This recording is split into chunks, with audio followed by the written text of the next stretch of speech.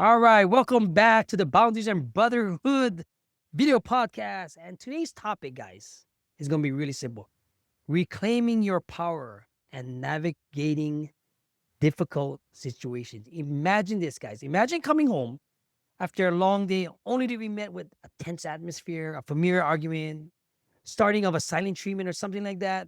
And this is a reality for many people. And even Doc is seeing that in his practice.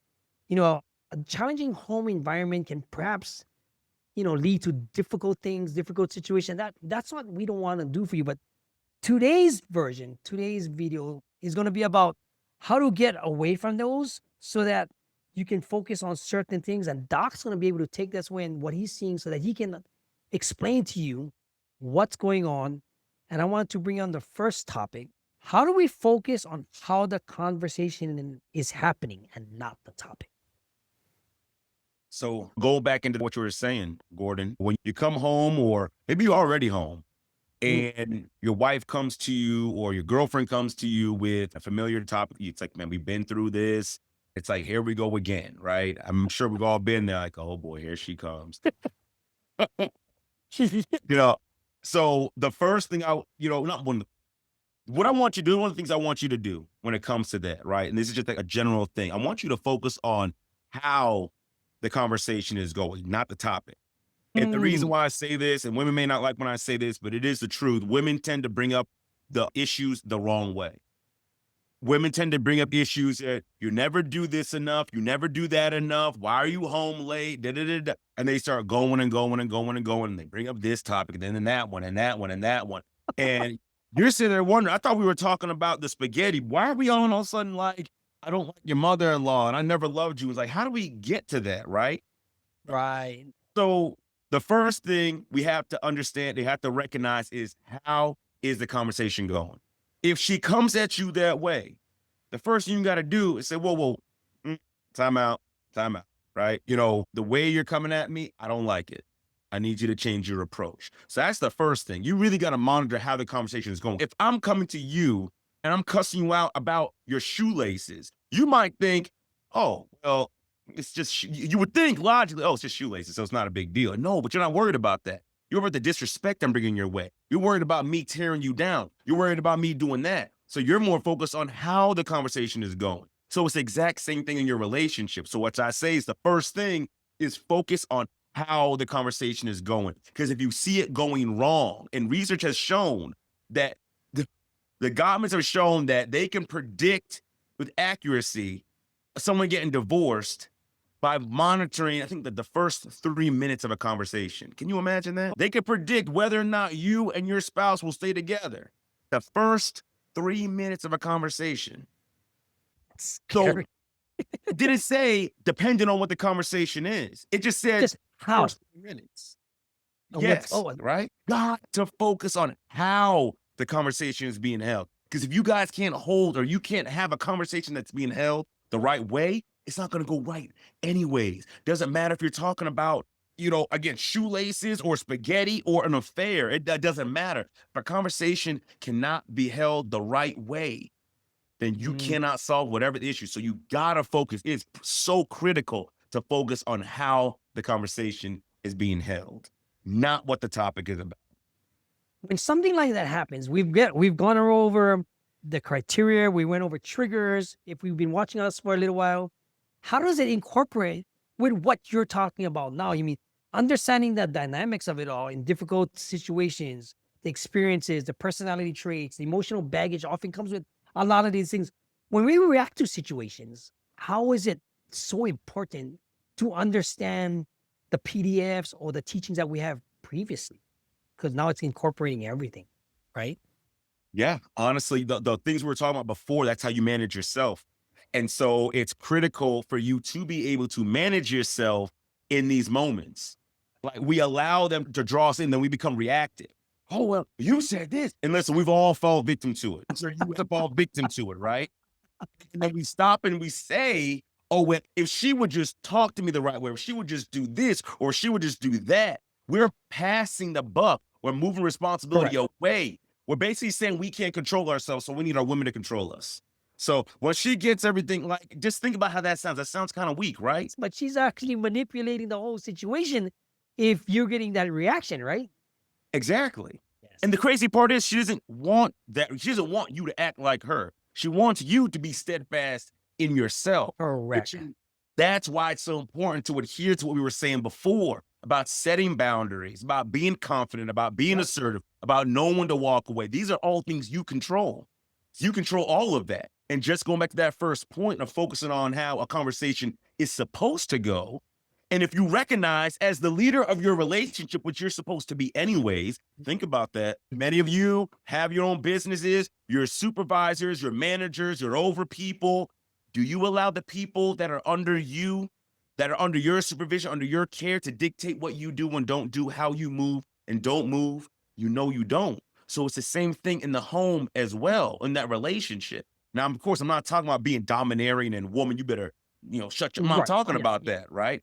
We have, what I'm talking about is we got to be able to regulate ourselves in those moments. And part of Yes. that regulation is know what we're walking into. If I know I'm walking into a place where I'm being disrespected, I got to stop the disrespect. I don't care what the topic is. I don't care how sad you feel. I don't care how lonely you are. What I care about right now is how this conversation is going, because I can't help you with that until we first Until, get this fixed. yeah, But we until. can't even do any of that if we're not regulating ourselves. Let's for our viewers or for the people that's going to be watching this later on, right? Mhm. In an instance like that, I understand what you were saying because a lot of the times you got to fix that problem right here first and foremost before we can dig deep into all the other crap that's going on, right? Yeah. Because it all stems from something else and it just builds up most of the time. If Yeah. you're in a relationship and it's, say, for example, you're a CEO and you come home to this stuff, you're used to people doing things for you at work, this and that. But when you come to your home life, but you want to have a relationship with your wife because it's too expensive to get a divorce, or you want to spend time with your kids, but you don't even know how to ask your daughter what she's into. I know you're gonna shrink up, you're gonna stay at your work 48 hours a week because you don't want to come home to this crap. Mhm. We're trying to change this. This is what Doc was saying. When you seek the emotions that's underneath it within yourself, because like you said, you want to be that person that controls the situation because you can control yourself, right? Mhm. What are 3 top things that somebody could do in that instant when they don't have the triggers or they don't understand their triggers to reclaim control? Well, that's when one of the things you guys can do, and I'll say it time and time again, we may not like it, may not sound manly, but we got to breathe, right? True. Is critical. I cannot express this enough. The importance of learning breath work. Breath work literally calms down your entire nervous system, taking you from sympathetic, which is active and reactive and all that, to parasympathetic, which is just really calm and cool and rest and digest. And that's where you can actually make good decisions, right? You're not stressed out, things like that. You got to get the breath work, right? Even if you don't know what your triggers are, you will never find out if you don't get yourself under control. And let's just say your wife is someone, like for instance, my wife, she'll get passionate about a topic, right? Before, when I didn't have control, I would think, oh, she's yelling at me. She's getting mad at me. And she'd be like, I'm not getting mad at you. What you talking about? I'm just passionate about the topic. So I would say, no, but here was the thing. I wasn't controlling myself. I wasn't controlling, my nervous system, right? So once I started doing that breath work, I started actually being able to stop and think, like, okay, well, oh, she's not yelling at me. Oh, then why am I getting triggered for? Right. So even if I don't know my triggers, if I can control my system and control myself, I can now know how to operate and navigate a conversation and situation. Right. So one of the first things you want to do is do that breath work. Right. The second thing you want to do if you don't know your triggers is you need to start going back and reflecting on these conversations. After you get through it, let's say you get through it the right way, you need to go back and reflect. Let's say if you can go through it the wrong way, right? And when you reflect, a lot of times you reflect on, I can't believe she said that and did this, and how dare she said blah, blah, blah. Listen, stop doing that. Because you can't change her anyways. So if you sit there reflecting about all the bad she did, you can't change her. You need to be focusing on, okay, what set me off? Where did I lose control? Where did I go wrong? Where did I start getting elevated? When did my heart rate start increasing? You need to be evaluating yourself. So the second thing you do is you need to go ahead and think about and process through what happened to me in that situation. I promise you right now, guys, you start doing so, you're going to see a massive change in your life. This is what I started to do. Then I started to recognize, oh shoot. So the first thing, breath work. The second thing, you need to reevaluate yourself and find out, okay, what needs to change in those moments. And the last thing is you apply what you learn. Like the definition of insanity, doing the same thing, expecting a different result. And how many of us have been on that same hamster wheel over and over again? And Gordon, weren't we just talking about how a lot of us as men will leave the home and go to work and spend all this time at work because we don't want to be at home dealing with the mess? But then that just makes more of the mess, which makes us want to be away more. So we keep doing the same things, expecting a different result. Like maybe one day she'll get it. Boy, And she doesn't does. work. And then you end up, your relationship goes down the toilet, right? So you got to apply what you learn. If you know, okay, when it gets to this point and she starts raising her voice and I already set my boundary, I need to leave. Yeah, I need to walk away. especially for like CEOs, managers, I've seen this a lot, even for some of the men we work with and stuff like that. This is why we promise building techniques. We promise effective communication skills, setting frameworks for you guys. We set up emotional intelligence training so that you can handle all these type of angles and stuff that goes on at home. What would be some of the clarifying questions you ask yourself when moving in this direction Moving the direction of the what? situation that you might be in coming home, that what is the right questions you might be asking yourself in case you might be in a situation where you don't want to be bombarded with all this nagging, the unpeacefulness, the raging. You try to paraphrase things in a situation where it can help. Does that technique help though? Well, I mean, as far as like clarifying questions for yourself, right? It kind of goes back to reevaluating and thinking about how you responded.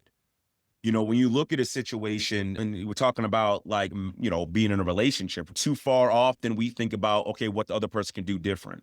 You'll spend the whole time talking about, let's say it is your turn to talk and you're saying, well, you don't do this and you don't do that. And you're not intimate with me. You're not this. But here's the thing. You didn't say anything to her. You didn't say what you thought. You didn't say what you felt. You didn't say what you want. All you did was just come down on her. The same thing that she probably does to you. She coming down on you. So if you're talking about ask yourself questions, ask yourself the question like, okay, how can I get my point across better? How can I Right. make it so this conversation doesn't go wrong? What part am I playing in this situation? How can I start taking responsibility for the things I'm doing? Am I at work too late, too often? Am I not spending time with her? Right. So you should be evaluating, like, again, if she's saying some things, let's say, again, the conversation goes wrong. Go back and ask, yes, you're thinking about yourself and what you can change, but is some of the things she's saying true? Because that's another big Oh, part of that's this. You might be trying to defend yourself, but if she's saying something that's true, like, no, we're not spending time together. Then throwing something back at her. Well, you don't cook. Okay, what does that have to do with spending time yeah, together? that's nothing to do with Right. anything. Like imagine as far as like you being a CEO or business owner, someone comes to you and saying, "Hey, boss, man, we didn't get paid today. Oh, well, you were late to work last week. What's that have to do with I didn't get paid?" There's a problem. Like you should be looking and think, okay, maybe he didn't come to work on time last week, but your responsibility was to make sure they got paid and it didn't get paid. So when you ask yourself a lot of questions, and the reason why you ask yourself these questions is because you can resolve them on your side. Yep. On your side. So if you can ask yourself those questions, okay, is there any validity to what she's saying? Yeah, I know Right. she's crazy. I know she's a wild woman, right? But is there anything that she's saying that's accurate? And if it is, I It, need to own that. And here's the key part.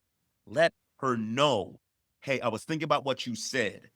And you know what? You're right. We don't spend a lot of time together. You're right. We haven't gone on vacation. You're right. I don't really give you any words of affirmation. You're right. I don't have any non-sexual touch. It's all just a slap on the butt. Let her know, because what that does is it lets her know that, dang, he was actually thinking about me. He actually considered what I thought, right?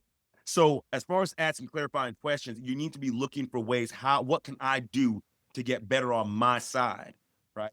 And let me also say this. I'm not saying not hold her accountable for some of the things she's doing, right? It's not what I'm saying. Make sure your side of the street is clean first. Because if you're just focusing on what she's supposed to be doing and she's just focused on what you're supposed to be doing, then ain't no one going to be doing what they're supposed to be doing. And your relationship's going to fall apart. It's going to lead to an affair, a divorce, split homes, issues with your kids, all that stuff. And why? Just because we don't want to ask ourselves some questions like, dang, is some truth to what the she's que- saying? I get better. Am I good at communication? Do I stay out late? Do I need to do this better? Because here's the thing. as you get better, everything around you gets better as well.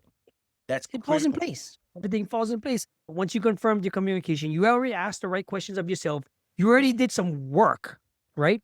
You already admitted certain things and you was empathetic about everything else without the criticism or the contempt of everything else that's going on, right? Mhm. What happens when the disrespect continues? Or how do you pause the conversation and return the power back from you moving forward? That's the crazy part, Gordon, because like, the power never left you. You just give it away. True. True. So you got to stop giving it away. And one of the first things you have to remember is you have to remove yourself from a child mindset. And what I Watch by out. that is a child, when we're children, we can't leave when the authority figure is yelling at us. Can't leave the principal's office. We can't leave from our mom. We can't leave from our dad. Right? You have to stay there. And believe it or not, we've all been programmed to stay there in those conversations. It's just natural, right? Exactly. So you'll sit there as she's berating you. You'll sit there as she's complaining. You'll sit there as she's criticizing. You'll sit there as she tears you down because you've been trained to sit there. Well, once you recognize, like, I don't have to sit here and take this. I don't have to sit here and allow her to talk to me any kind of way. I wouldn't let anybody talk to me this kind of way. And that's a key thing. Some people say, only my wife can talk to me that way. Scratch that. That's weak. Nobody talks to me that way. Wife, kid, mother, boss, stranger, pastor, president, congressman, don't matter. That's what boundaries are all about. This is how I want to be. And I don't care who you are or what place you have in my life, you will not talk to me that way. And here's the thing. I'm not going to force you to change what you're saying. I'm just going to remove myself from the situation. And when you get right, then you can come back and talk to me. But I'm not going to sit here and take this disrespect. So once you eliminate that child mindset, once you recognize I'm not tethered to this conversation, once you realize that, you're not worried, well, what if I'm going to be rude or I don't want her to be? No. No, it doesn't matter. Yeah. No. You set this on. You said, hey, listen, when you're talking to me, I don't like it. To me, it's disrespectful. You need to talk with a calm tone. I need you to bring it down, or the words you're using, or whatever. You need to let her know that, right? Let her know, hey, give her the opportunity to change. Now, if she doesn't change, then you need to walk away. Some people say, depending on the person, some people say, I give you 3 strikes and you're out. Some people, it's one and done. I don't think you should go more than 3. But then once you say, you know what, this conversation's done, you're being disrespectful, I told you, I'm not going to continue this conversation. You need to walk away. You do not come back to this conversation. Yeah.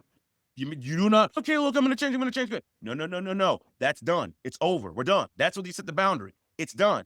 You messed up. You crossed the line. It's over. I'm walking away. Now, when you can get yourself together, then we can have this conversation. But I'm not going to have this conversation with you in this state. That's just not going to happen. Right? And so you need to walk away. And here's the key part when you do this. If you're doing everything we're saying, you're tracking the conversation and all that, right? You see what's going on. You're seeing the conversation's going. It's not going well. You set the boundary. And you're making sure your side of the street's clean, right? So you're not being critical back towards her. You're trying to listen to her, empathize with her. You're not calling her any names. You're not doing any of that, right? So guess what happens? Here's this magic, right? Because what a lot of guys say, women don't want to take responsibility. Women run from responsibility. Women never want to be accountable for their actions, right? This is the key thing to make any woman in your life be accountable for what she does. If you do everything we're saying, and then you set that boundary, and you enforce it, and you walk away, this is what you're going to get. She has no choice but to look at her own behaviors. And not look at you and say, oh, well, I wouldn't have if you. Why? Because I didn't do any of that. So now she's stuck with the bad attitude. Now she's stuck with the poor communication. Now she's stuck with the criticism and the contempt. And she has no other ammunition to use to justify that poor behavior, that emotional instability. So by default, you force her to take accountability because she cannot come back to the conversation with you unless she changes her behavior. So to change her behavior, she has to take accountability for it. And once that starts happening, you keep holding that boundary and holding that line, you're going to see the problem solved in just like that. It's going to go away. But it all comes down to a certain thing, right? You have to take that action. You have to set that boundary. This is the name of our show, Boundaries and Brotherhood. Whether you're a CEO, like Doc said, whether you're a president, you're a manager, you're in HR, you still have to come up with something. There's just certain actions or behaviors that you're doing that reflect everything else. If you can control yourself, no matter what's happening in the situation, in the household, with the kids, with the life and everything, practicing this type of actions will get you to the finish line because this is where we provide the encouragement, we provide the inspiration, we provide the tactics, the techniques, the everything else that you can think of. Because me and Doc been through it. This is why I bring on Carrie also, because Carrie also comes from a different background, but the things Doc says, she confirms it all, right? And then this is why we're having different other commentators and guest speakers come on, because a different angle is going to be warranted. Because when you look at all the aspects of it all, if the disrespect continues, if the conversation doesn't go that direction, where do you take accountability in yourself and vice versa? When does it happen so that you can move forward and have this thing that you used to have? You know, a lot of the times you can have experiences, you can have conversations, you can have arguments, because no relationship is going to be perfect. If it's perfect, something's wrong. It's just how you're going to handle it together, how you're going to have the conversation, how you're going to move on in all these aspects, and how you're going to have these type of sessions. This is why Doc is so important, that he gives us the golden nuggets, because he dropped the nuggets today. But remember, you know, a lot of the times you're that strong person. You just got to dig it out of you. We don't want you to react to something that's going to be detrimental to your relationships.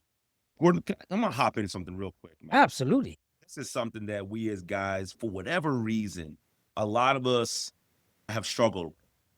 You know, we say things like, "Man, I want to bring it up because I don't want to hear her mouth," or "Man, I don't want to bring it up and get mad. She's gonna be a yell."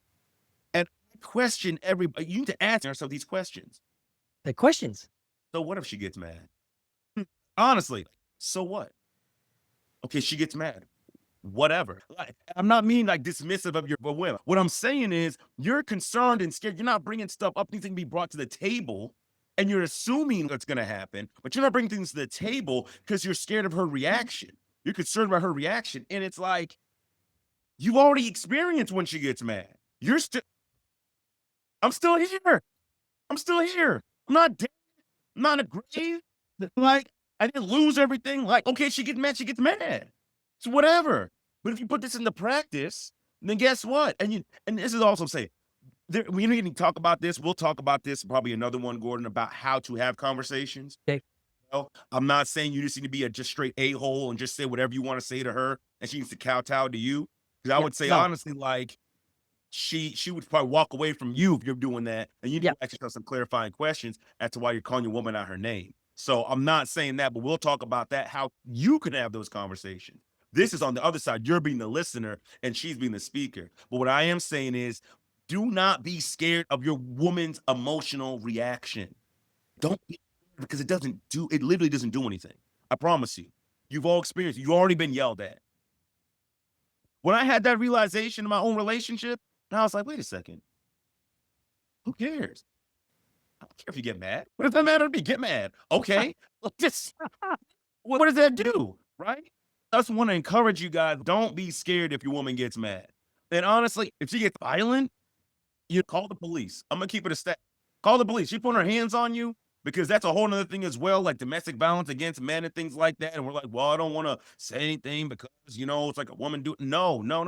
Don't put your hand. That's a boundary. Don't put your hands on me. Another boundary. Yep. So what I'm saying, long story short, because I could start going off on a tangent on that. Don't be scared to bring stuff up just because you think she's gonna get mad, right? As long as you're doing it the right way, the respectful way, you're using I statements and everything like it. We'll talk about that. But as long as you're doing that, don't be scared of whether she gets mad or not. Because why? You now have the boundary. You now have the secret sauce. That's it. Yep. Right? Because she starts tripping on you, then you say, you know what? Whoa. Time out. You ain't talking to me that way. Now you need to bring that all the way down. And she wants to keep going, you walk. That's it. You just walk. She wants to have the conversation. So I just want to say that. I'll leave it at that. If you're coming out of a situation, if you're in a situation, if you're doing something that you might be a CEO, you might be a manager, you might be a man just trying to get better things going on at home. You might be looking for certain aspects in your life. You might want to transform your identity. You want to be create everlasting change for yourself. You want to unleash the potential that you already had inside with you, but you just don't know the direction. Come join us in a community of leaders, because that's the big promises. That's like some of the promises we have with Boundaries and Brotherhood and their storefront, guys. The storefront is ready to come out with the projects, the workshops, the PDFs, the guides, everything. And if you want more, come take our survey. The survey is in the scan code of every one of our things right there. People don't know it's a scan code because I'm kind of slick with it. But at the same time, scan the code, take the survey, and see where you stand.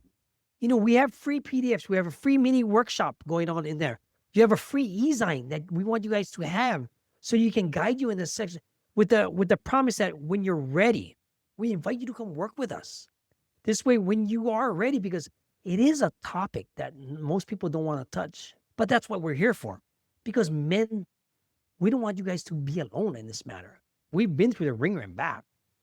Doc, you want to close it out or give us some promises and invite them in? The work. I promise if you do the work, you'll see the change. I promise you. I promise you, if you learn how to have those boundaries, you're going to get better results. I promise you, if you know how to track in the conversation and focus on how it's going versus what the topic is, I promise you'll start seeing some of these issues she keeps bringing over and over and over again. You're going to see them vanish. I promise you. But again, I promise you, if you're willing to do the work, you will get the results you're looking for. I promise you that. I promise you that. You got to be willing to do the work, though. If you're not going to do the work, then nothing's going to work. If you think that I can just keep going on, I mean, that is an option. Some people, you could keep doing the same thing you're doing, and hope it gets better, but I would talk with some people and they're like, oh yeah, I was in a session one time and one of my clients was saying they were hearing that, oh yeah, just give it time. It'll get better. I'm like, that's a big fluff my whole life. That's when my whole life, give it 3 years, give it 5 years. If nothing changes, nothing changes. If nothing changes, nothing changes. If nothing changes, nothing changes. And if we didn't have the skills before to navigate a relationship, and we don't have the skills after, because maybe you skip over this offer, right? What's going to happen? What do you think could happen?